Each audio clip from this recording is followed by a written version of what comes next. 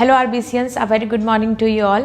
Today we are going to start with a new chapter that is Plant Kingdom. तो आज की जो हमारी टॉपिक है वो है प्लांट किंगडम, जो क्लास 11th की चैप्टर 3rd है अकॉर्डिंग टू NCERT। और ये चैप्टर जो है नीट एग्ज़ाम के लिए बहुत इंपॉर्टेंट है। तो हमारा नीट एग्ज़ाम काफ़ी क्लोज आ चुका है, तो ज़रूरत है एक रिवीजन की। तो आपको वो सारे टॉपिक्स कवर कराए जाएंगे जिससे नीट एग्ज़ाम्स के क्वेश्चंस काफ़ी ज़्यादा ऐड होते हैं। ओके, तो नीट एग्ज़ाम्स की तैयारी और क्लास 11th को प्रॉपर समझने की एक बार कोशिश आप इस चैप्टर से पूरी कर सकते हैं। तो आज से हम शुरू कर रहे हैं हमारा लेक्चर, जो कि बिल्कुल बेस्ड होगा नीट एग्ज़ाम्स पे।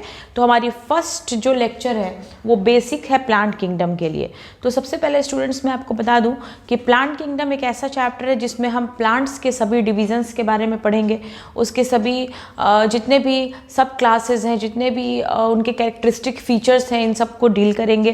तो सबसे पहले आपके लिए एक शॉर्ट कॉलम बना दिया है मैंने, जिससे आपको ये पता चल जाए कि इस चैप्टर में आप क्या क्या चीज़ों को पढ़ने वाले हैं। तो सबसे पहले हम ब्रीफिंग करते हैं हमारे चैप्टर को एक इंट्रो देकर, and that is the intro. The chapter is plant kingdom. This is our lecture number 1। Plant kingdom को बेसिकली हमने दो ग्रुप में बांट दिया है, ठीक है।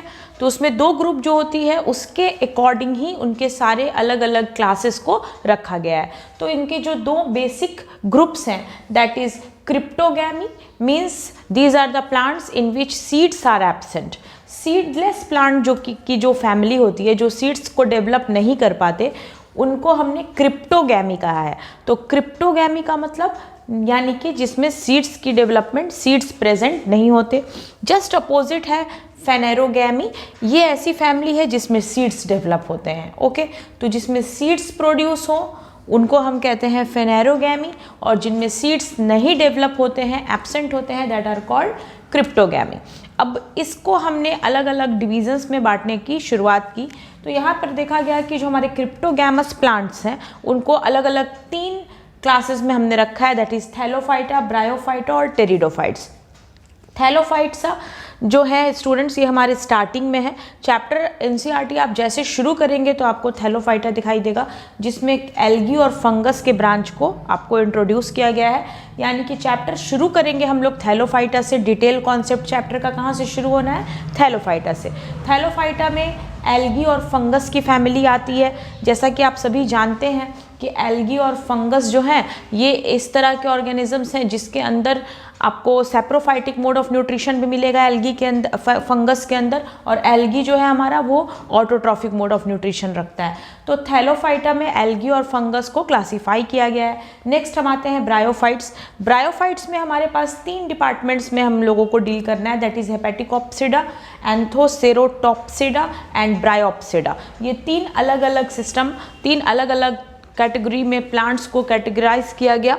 नेक्स्ट आते हैं हम टेरिडोफाइट्स। टेरिडोफाइट्स में जो है साइलोप्सिडा, लाइकोप्सिडा, स्फेनोप्सिडा और टेरोप्सिडा, ये 4 अलग अलग क्लासिफिकेशंस की गई हैं हमारे टेरिडोफाइट्स की। तो 3 फैमिली, लेकिन उसके अंडर में अलग अलग क्लासेस लगाए गए हैं, जो कि हम बहुत ही ईजिली समझने की कोशिश करेंगे, बहुत ही एक्सप्लेन्ड वे से समझने की कोशिश करेंगे। तो थैलोफाइटा, ब्रायोफाइटा और टेरिडोफाइटा, ये 3 जो हैं आते हैं विदाउट सीड वाले प्लांट्स में, जिनको कहा गया है क्रिप्टोगैमस प्लांट्स, ठीक है। अब हम आते हैं नेक्स्ट पार्ट, फेनेरोगैमी। इनमें 2 को रखा गया, दैट इज जिम्नोस्पर्म्स और एंजियोस्पर्म्स। जिम्नोस्पर्म्स जो होते हैं वो नेकेड सीडेड होते हैं। पहली तो खूबी ये है कि फेनेरोगैमी जो भी होंगे उनमें सीड्स प्रेजेंट होगी। अब डिपेंड करता है कि सीड्स किस सिचुएशन में प्रेजेंट होगी। अगर ओनली सीड है, फ्रूट से वो कवर्ड नहीं है, खुली हुई सीड है और बिल्कुल आप उसको देख पा रहे हैं, that's like coconut, just like Pinus, तो दैट इज कॉल्ड जिम्नोस्पर्म्स, यानी कि वो सीड उनमें नेकेड होते हैं, ठीक है। लेकिन अगर सीड फ्रूट से कवर्ड है, जैसे मैंगो का सीड फ्रूट से कवर्ड हो गया, तो अगर सीड फ्रूट से कवर्ड है, छुपी हुई सीड है, तो that is the kind of angiosperm. उनको हम क्या कहते हैं? एंजियोस्पर्म। तो जिम्नोस्पर्म्स में नेकेड सीड प्रेजेंट होती है, लेकिन इसमें सीड्स जो होते हैं वो फ्रूट को बियर करते हैं, फ्रूट बियरिंग सीड्स होती है, इनमें फ्रूट्स भी प्रेजेंट होते हैं। तो जिम्नोस्पर्म और एंजियोस्पर्म्स, ये 2 फैमिली जो है हमने डील करनी है किसमें? फेनेरोगैमी में।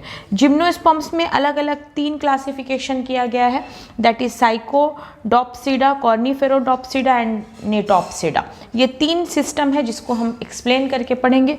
एंजियोस्पर्म्स में आते हैं तो हमारे पास दो फैमिलीज हैं, दैट इज मोनोकॉटिलेडन्स एंड डाइकॉटिलेडन्स।